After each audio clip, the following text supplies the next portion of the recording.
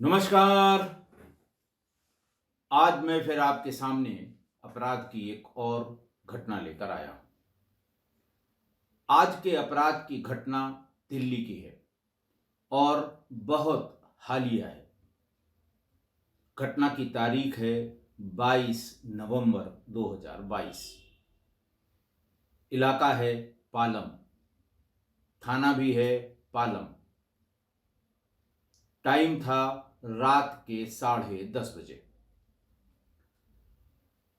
किसी ने 112 control room यानी दिल्ली का जो पीसीआर का कंट्रोल रूम है, उसमें किसी ने बहुत तेज आवाज में कहा, साहब फोर्स तुरंत भेज दीजिए।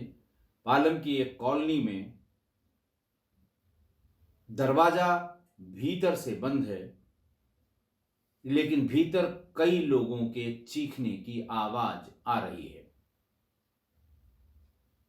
हम लोग कॉलोनी वाले उस मकान के पास पहुंच गए हैं, लेकिन दरवाजा कोई भीतर से खोल नहीं रहा है। 10 मिनट में 112 यानी दिल्ली की पीसीआर वैन भी पहुंच गई। पूरी कॉलोनी वालों ने उस घर को घेर रखा था। पीसीआर वैन गई तो नेचुरली वो सायरन बजाते हुए गई होगी। भीतर जो भी था उसने अचानक दरवाजा खोलकर भागने की कोशिश की। पुलिस भी थी, कॉलोनी के बहुत से लोग भी थे, कुछ उसमें उस घर में जो रिहाइश करने वाले थे उनके रिश्तेदार भी थे। उसने बहुत बचने की कोशिश की, लेकिन पुलिस और पब्लिक ने मिलकर उसको पकड़ लिया।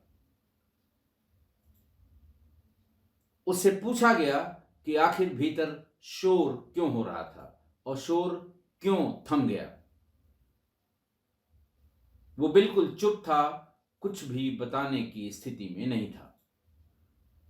पुलिस उस खुले हुए दरवाजे के भीतर घुसी।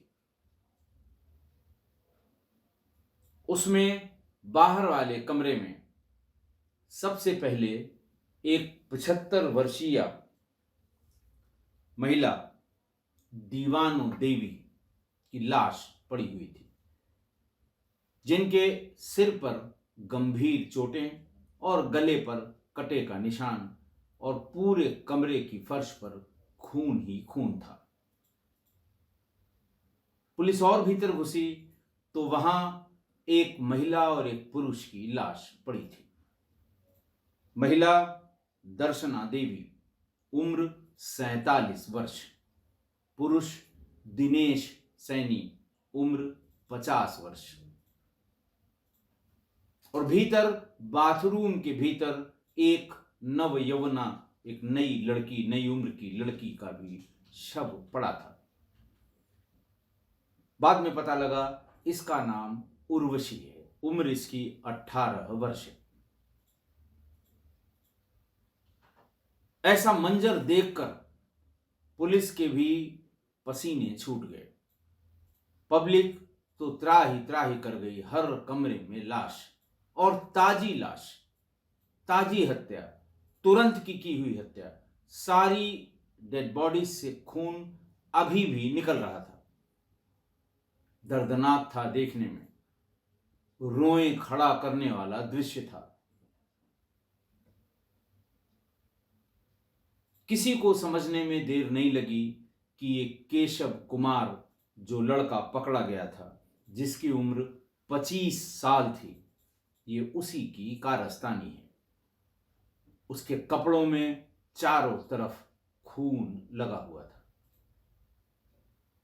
खाली हाथ भागा था, लिहाजा कत्ल करने का औजार कमरों के भीतर मिल गया।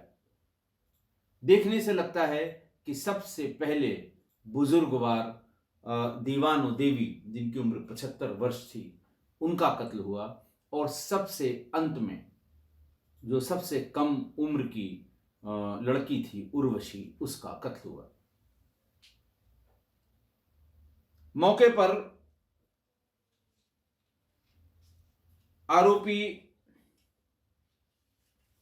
केशव कुमार, आरोपी केशव के चचेरे भाई ने बताया कि हमने उर्वशी की आवाज़ सुनी, पास में ही रहते हैं। वो बचाओ बचाओ की आवाज़ लगा रही थी। मैं, मेरे परिवार के लोग और आसपास के लोग, हम लोगों ने फौरन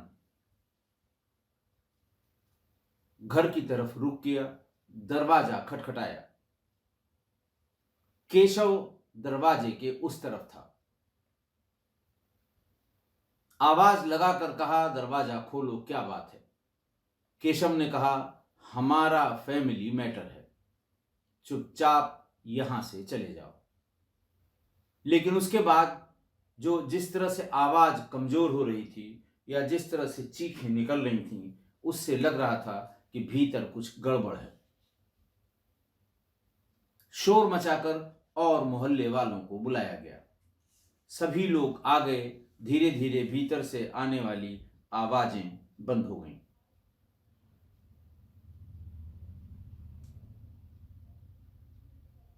और फिर उसके बाद हम ही लोगों में से किसी ने 112 नंबर को सूचना दी। पुलिस 10 मिनट में आ गई। जब इसने ग्रिल से कूदकर भागने की कोशिश की, सभी लोगों ने मिलकर इसे पकड़ लिया।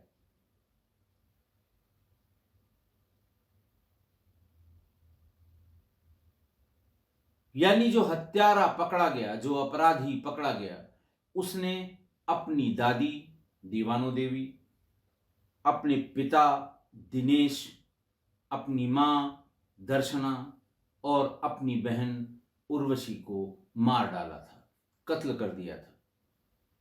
लोहे की एक रॉड से पीटकर और चाकुओं से गर्दन काट ली थी।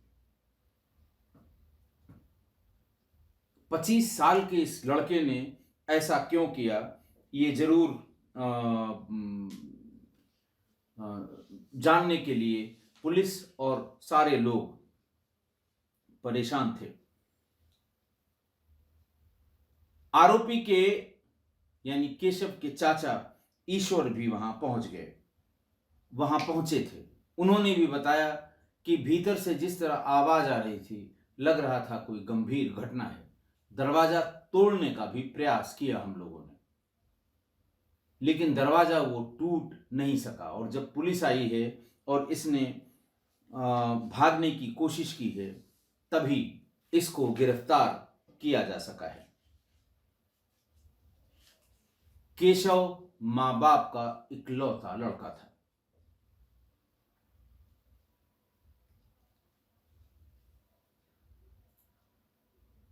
डीसीपी साउथ ने पूरी बातचीत के बाद डीसीपी साउथ वेस्ट मनोज सी ने पूरी उससे बातचीत के बाद जानकारी दी कि दरअसल ये हुआ क्यों था।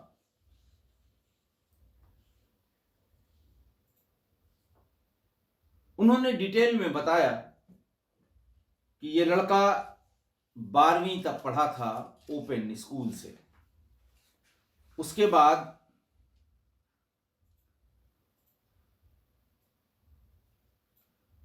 करीब 7 साल पहले जब इसने 12वीं पास कर ली, तो इसने आगे पढ़ने से मना कर दिया। बड़े बड़े सपने देखना और बहुत सा पैसा कमा लेने की बात हमेशा ये करता था। दिनेश ने यानी इसके पिता ने लोगों से बातचीत करके इसे बेंगलोर, जहां उनके जान पहचान के कुछ लोग नौकरी करते थे, वहां भेज दिया कि तुम वहीं चले जाओ। अगर तुम्हें पैसा कमाना है तो वो ऐसा शहर है जहां अगर मेहनत करोगे तो तुम्हें जरूर तुम्हारा मनचाहा मिल जाएगा। ये बेंगलोर गया। जो इसके साथी लोग थे इसके पिता के, उन लोगों ने इसे एक अच्छी कंपनी में नौकरी दिलवा दी। लेकिन जो पैसा मिलता था इसको तनख्वाह में, संभवतः ये उससे कहीं बहुत ज्यादा की आशा करता था।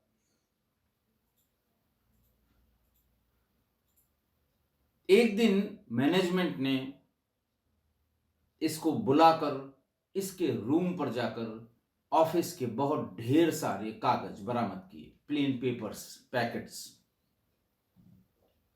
और फिर ऑफिस वालों ने इससे अच्छे से पूछताछ की तो ये भी पता लगा कि जो आमदरफ्त होती है वहां सामानों की, कागजों की या बाकी जो सामान होते हैं, उसमें इसने कागजों में गंभीर हेरा फेरी भी की है पैसों के चक्कर में। पुलिस को बुलाया गया, पुलिस ने इसके खिलाफ मुकदमा लिखा और बेंगलोर में इसे जेल भेज दिया। लोगों ने इसके पिता दिनेश को बताया कि आपने किसको यहां भेज दिया था, ये तो बहुत खराब आदमी निकला, खराब लड़का निकला। और इस तरह से इसे चोरी में बेंगलोर पुलिस ने जेल भेजा है। दिनेश बेंगलोर गए, फौरन जमानत की अर्जी लगाई और उसको छुड़वा के ही वापस पालम लौटे। यहां आकर दिनेश और उसकी मां ने केशव की बहुत लानत मलानत की कि तुम्हें ऐसा करने की क्या जरूरत थी, लेकिन ये कुछ बोला नहीं। फिर इसके बाद ये गुरुग्राम में किसी अपने दोस्त, अपने मित्र या अपने रिश्तेदारों के जरिए वहां पहुंच गया और वहां इसे अच्छी सी नौकरी मिल गई। इसे इसके काम भर का या इसकी उम्मीद पर जितना इसको उम्मीद थी उतना पैसा तनख्वाह में मिलने लगा। ये भी मेहनत से अपना काम करने लगा, पैसे थोड़े से आ गए तो फिर वही सोशल मीडिया पर फेसबुक, व्हाट्सएप, इंस्टाग्राम, ट्विटर सब पर एक्टिव हो गया। रोज अपनी भांति भांति की तस्वीरें पोस्ट करने लगा। पर्पस एक ही है, आप समझ सकते हैं। थोड़े दिन में फेसबुक या जो लड़कियां होती हैं, मैं किसी पर ये एडवर्स टिप्पणी नहीं है, कोई लड़की जो कुछ लड़कियां हैं जो बहुत ज़्यादा फेसबुक पर एक्टिव रहती हैं, उससे इसकी फेसबुक पर मुलाकात हो गई। इसने भी लंबी लंबी छोड़ी कि मैं मैनेजर हूं, मैं फलाना हूं, मैं ठिकाना हूं, मेरे पास ये है, मेरे पास वो है। लड़की और लंबी लंबी छोड़ने वाली मिली। बहरहाल दोनों में इश्क हो गया। इश्क तो एग्जैक्टली नहीं, लड़की अपने दिमाग से काम कर रही थी, ये अपने दिमाग से काम कर रहा था। सारा पैसा जितना इसको मिलता था वो धीरे धीरे इसी लड़की पर लुटाने लगा। और जितना पैसा लुटाता था, डिमांड उससे आगे बढ़ती जाती थी। नेचुरल है, एक लिमिट के बाद जब चीजें औकात के बाहर हो जाती हैं तो फिर परेशानी होनी ही थी और लाजमी थी। इसने नशा शुरू कर दिया, बहाने बनाना, फिर उसके बाद उसकी डांट सुनना, उसका जो झिड़कती थी वो सुनना। इससे वो नशा करने लगा। लोगों से उधार लेने लगा उसकी जरूरतें पूरी करने के लिए। इसी बीच मालिकान को यानी एम्प्लॉयर को ये पता लग गया कि ये ड्रग्स लेता है और एक दिन मालिकान ने इसकी सेवा समाप्त कर दी। इसे घर जाने के लिए कह दिया।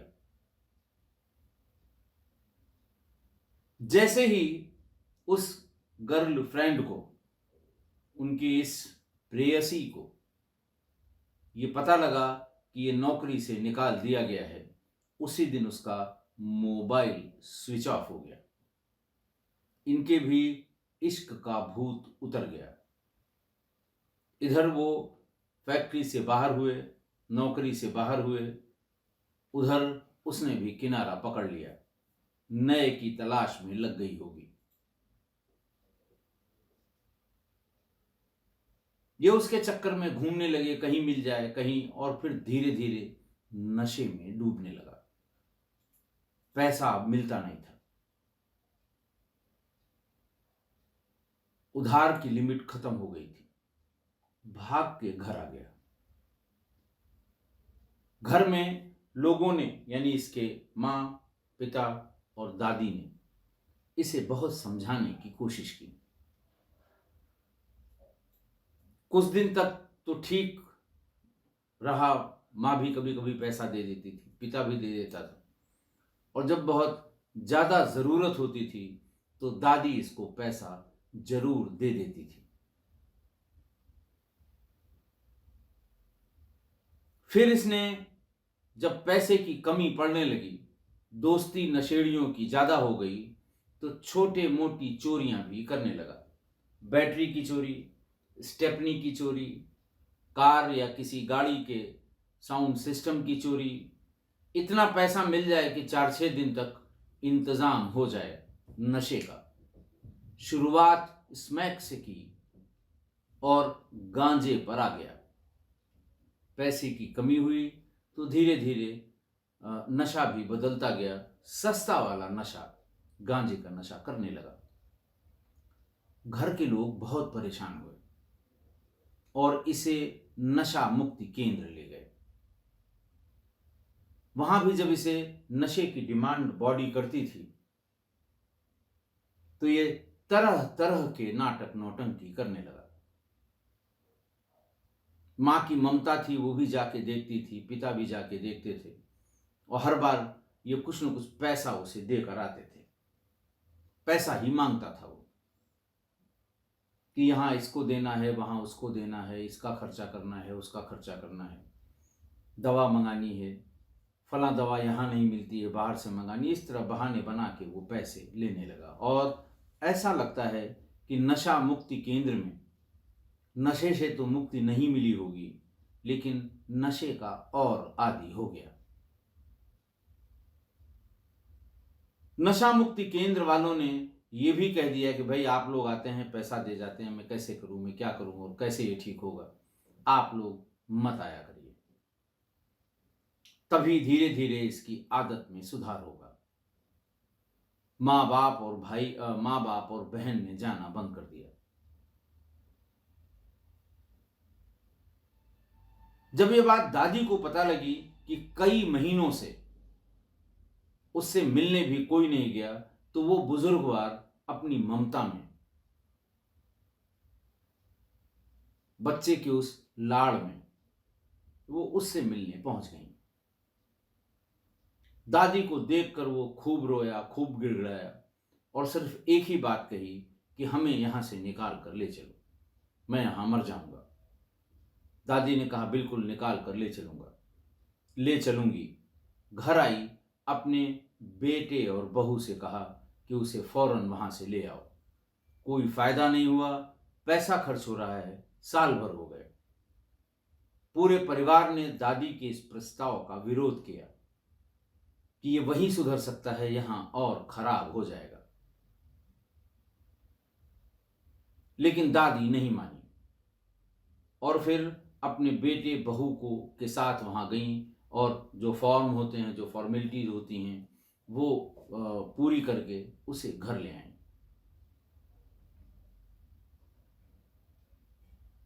लेकिन वहां नशा मुक्ति केंद्र वालों ने सख्त हिदायत दी थी कि आप लोग इसे पैसे मत दीजिएगा, इसकी आदत में सुधार नहीं हुआ है, ये नशा करेगा और फिर तबीयत ज्यादा खराब होगी।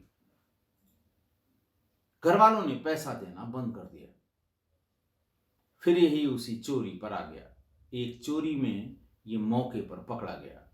पुलिस ने फिर इसे जेल भेज दिया। बाप दिनेश फौरन अदालत गए, जमानत की अर्जी लगाई और पूरा परसू किया, वकील किया और किसी तरह इसको जमानत से छुड़ा कर ले आए। दशहरे के बाद, इसी दशहरे के बाद घर पर फिर वही सब ड्रामे शुरू हो गए। दादी उसी कॉलोनी में एक अलग दूसरे बेटे के साथ रहती थी। जब माँ और बाप ने पैसे की बिल्कुल सख्त मनाही कर दी तो वो दादी के पास जाकर पैसे लेता था, और पैसे भी दूध और फल लेने के लिए, कि मैंने आदत छोड़ दी है, अब दूध और फल का भी पैसा माँ बाप नहीं देते हैं तो मेरा गुजारा कैसे होगा, मैं कैसे ठीक होऊंगा। दादी की ममता वो कुछ न कुछ पैसा इसको दे देती थी और ये सीधे भाग कर वही गांजा खरीद कर पीने लगा। ये बात जब पिता दिनेश को पता लगी तो वो माँ के पास गए, यानी केशव की दादी के पास, और उनसे कहा कि खबरदार अब इसको एक नया पैसा मत देना। आपसे ये बहाने बनाकर पैसा लेता है और सीधे अपने दोस्तों के पास जाकर फिर वही नशा करने लगा है। 4 नवंबर को ये फिर भागता हुआ दादी के पास आया, दूसरी बातें बताकर पैसा मांगने लगा। दादी ने साफ मना कर दिया, अब हम तुम्हें पैसा नहीं दे सकते। इतना समझाया, तुमको नशा मुक्ति केंद्र से बुला कर ले आई, तुम बंद हुए तो तुम्हारे बाप को भेज के जमानत कराई, और जब तुम हमारी बात भी नहीं मान रहे हो, हमारे विश्वास को भी तुम तोड़ रहे हो, हम तुम्हें पैसा नहीं देंगे। दादी कह के भीतर चली गई। इसकी नज़र में इन्वर्टर की बैटरी जो सीढ़ी के बीच में रखी हुई थी, सीढ़ी के ऊपर रखी हुई थी, उस पर पड़ गई। दादी के भीतर जाते ही ये इन्वर्टर की वो बैटरी लेके भाग खड़ा हुआ, बाजार में बेचा और फौरन अपना नशा करना शुरू कर दिया। माँ बाप एकदम परेशान हो गए थे। अब रात में कभी 2 बजे, कभी 1 बजे, कभी 3 बजे ये खबर आती थी, नशा करके फलां जगह पड़ा हुआ है। दोस्त ही बताते थे। माँ बाप उसे उठाकर घर ले आते थे। ममता है, अकेला बेटा था, इकलौता लड़का था। घटना वाले दिन यानी 22 नवंबर को दिन में दिनेश मां को बुलाने गए और उन्होंने कहा कि अब तो पिछले 10 दिन से हद हो गई है, तुम चलो और उसको समझाने की कोशिश करो। रात में जब वो आ जाए तो उसे समझाओ, वो सिर्फ तुम्हारी बात सुनता है, बाकी किसी की बात सुनने की बात तो दूर, वो गाली गलौज शुरू कर दी है उसने, माँ को भी और मुझे भी, बहन को भी, वो भी समझाती है तो उसको भी गाली देता है। दादी दीवानो देवी उस अपने ग्रैंडसन को समझाने के लिए घर पहुंच गई। इनके क्या पास ही में था, वहां आकर रुक गई। 10 बजे के आसपास ये घर के भीतर दाखिल हुआ। सबसे पहले दादी से मुलाकात हुई। छूटते ही कहा, दादी 100 रुपए तुरंत दे दो। दादी ने कहा, पास में बैठो, पहले तुमसे हम बात करेंगे। समझाने की कोशिश करने लगी दादी। इसने इधर उधर नजर दौड़ाई और एक लोहे का रॉड, सरिया नुमा एक लोहे का रॉड, कंस्ट्रक्शन के किसी काम से जो बच जाता है, इसे दिखाई पड़ गया। इसने पूरा दम लगाकर दादी के सर पर सरिये का वो रॉड मार दिया। दादी का सर फट गया। पिता इसे मारने को दौड़े या पकड़ने को दौड़े। पिता को भी इसने रॉड से सिर पर मारा। वो भाग के आंगन की तरफ जा रहे थे, वहीं पर गिर पड़े। फिर एक तेज चाकू नुमा एक घर का हथियार होता है शायद, या मीट वीट काटने का कोई औजार था, उससे इसने दादी का गला काटा, बाप का गला काटा। मां दूसरे वाले कमरे में छिप गई। बहन ने शोर मचाना शुरू किया, जोर जोर से चिल्लाने लगी, बचाओ बचाओ। लेकिन 2 ही मिनट के भीतर इसने मां को भी मार डाला और फिर बाथरूम में घुसकर दरवाजा बंद कर लिया। बहन उर्वशी ने दरवाजा तोड़कर बाथरूम के भीतर उसने उर्वशी को भी मार डाला। इसी बीच में उर्वशी की आवाज सुनकर उसका चचेरा भाई भी भाग कर आया था। इसने दरवाजे पर जाकर यह कहा कि ये फैमिली मैटर है, तुमसे कोई मतलब नहीं, चले जाओ। लेकिन भीतर की गड़बड़ देखकर उसने सभी लोगों को इकट्ठा कर लिया और जब जो अंतिम समय से जो आवाज़ें मुंह से चीखें निकलती हैं, जो जिसको कहते हैं कि वो डूबती हुई आवाज़ें, उसे सुनकर लोगों ने अंदाज लगाया कि भीतर कोई बड़ी गड़बड़ हुई है। पुलिस को फ़ोन किया गया, पुलिस आ गई और ये मौके पर पकड़ा गया भागते समय। पुलिस ले गई उसे। सारी जो बॉडीज़ थी, चार डेड बॉडीज़, इनको पोस्टमार्टम के लिए हरिनगर के दीनदयाल उपाध्याय हॉस्पिटल में भेज दिया गया। आज की घटना में तो हद ही हो गई। पैसों के लिए हत्या, मैं बहुत सी घटनाएं बता चुका हूं। लड़की के लिए हत्या या प्रेम प्रसंग में हत्या, बहुत सी घटनाएं बता चुका हूं। नशे में किए गए क्राइम के बारे में भी मैं बहुत सी घटनाएं बता चुका हूं। कल भी एक और एडिक्शन के बारे में मैंने बताया था। लेकिन आज तो नशा, प्यार और पैसा, इसका ऐसा घातक मिश्रण, इसका ऐसा जिसको वो कहते हैं ऐसा मिक्सचर, डेडली कॉम्बिनेशन, केशव ने अपने पूरे परिवार की हत्या कर दी।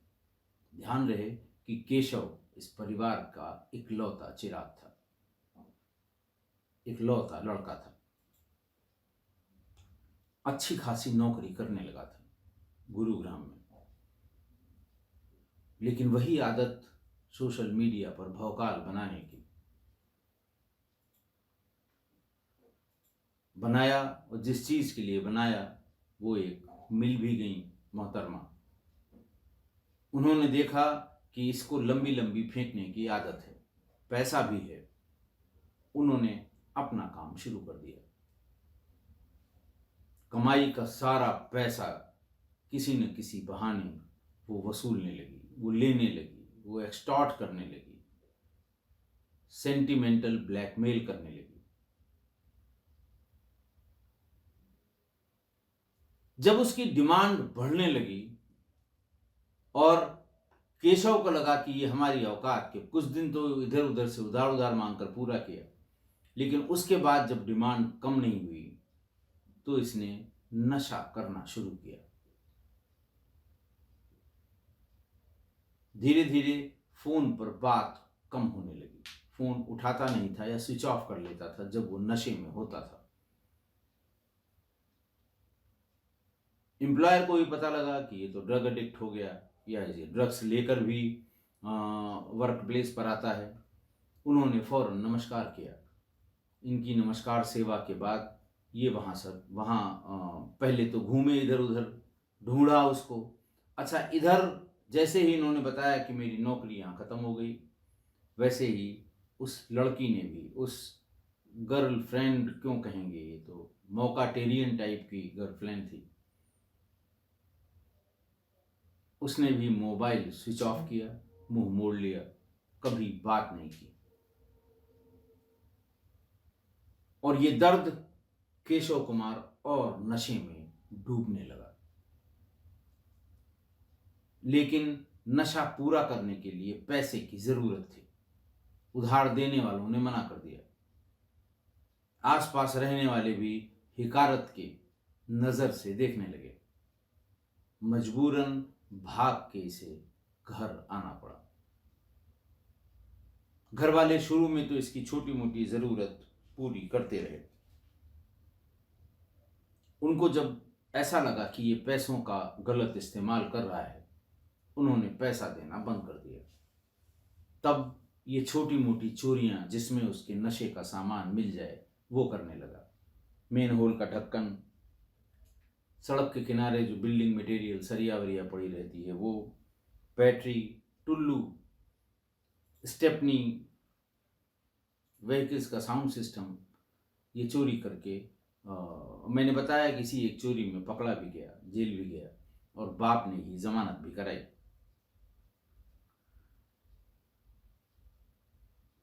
जब अति हो गई तो ये सारे लोग इसे मिलकर नशा मुक्ति केंद्र ले गए, वहां भर्ती करा दिया। वहां भी शुरू शुरू में रेगुलर माँ बाप जाते रहे, लेकिन हर चीज की लिमिट होती है। नशा मुक्ति केंद्र के मैनेजमेंट ने यह कहा कि साहब आप लोग आते हैं और पैसा दे देते हैं, इससे इसकी आदत कभी बंद नहीं होगी, इसकी आदत हम कभी छुड़ा नहीं पाएंगे, मेडिकेशन का असर खत्म हो जाता है, लिहाजा आप लोग नहीं आएंगे।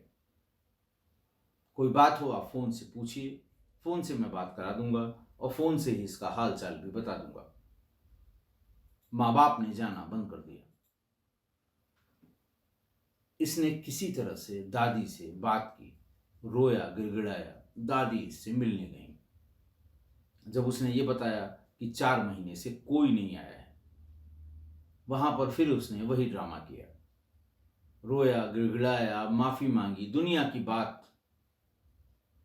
दादी ने कहा मैं ले चलूंगी।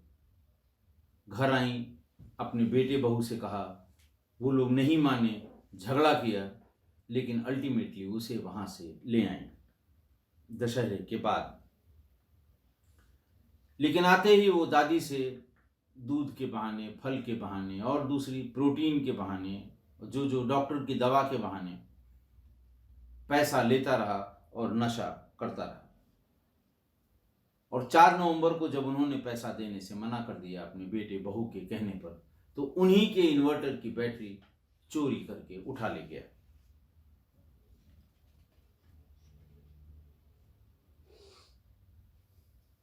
और सबसे पहले उसने दादी की ही जीवन को खत्म किया, जिसने सबसे ज़्यादा उसे बचाने की कोशिश की, सबसे ज़्यादा प्रोटेक्ट करने की कोशिश की, सबसे ज़्यादा मदद करने की कोशिश की, सबसे ज़्यादा पैसे दिए, सबसे पहले उसी को मौत के घाट उतार दिया।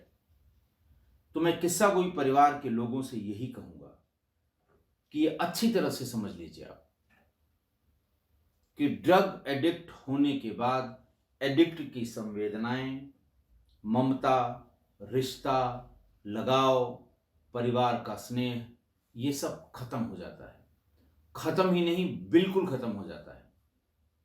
नशा सर्वोपरि होता है। ऐसा ड्रग एडिक्ट खुद और नशे के बीच में किसी को आने नहीं देता। उसका संवाद, उसकी सोच, उसका विजन, उसका प्रयत्न, उसका जो कुछ भी दिमाग लगाता है, वो सिर्फ उस नशे को पाने के लिए, लेने के लिए, खरीदने के लिए और सेवन करने के लिए होता है। बीच में कोई चीज नहीं होती, कतई कोई चीज नहीं होती। इसलिए ड्रग एडिक्ट के साथ सहानुभूति रखिए, उससे प्यार से बात करिए, समझाने की कोशिश करिए, और इस प्रोसेस में हर हाल में आपको उसकी जरूरत भी पूरी करनी पड़ेगी। डॉक्टर से बात करिए। डी एडिक्शन के जो उपाय हैं, जो नोन इसका मेडिकेशन है, घर पे शुरू करिए, कोशिश करिए, लेकिन प्यार से। तब भी बात नहीं बनती तो उसे डी एडिक्शन सेंटर ले जाइए।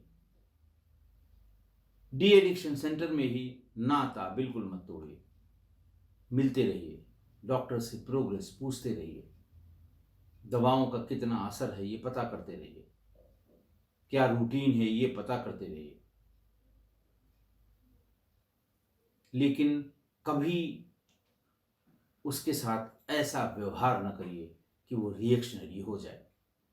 बहुत ढेर सारी घटनाएं मैंने आपको बताई हैं जिनमें नशा न मिलने की वजह से या अधिक नशा करने की वजह से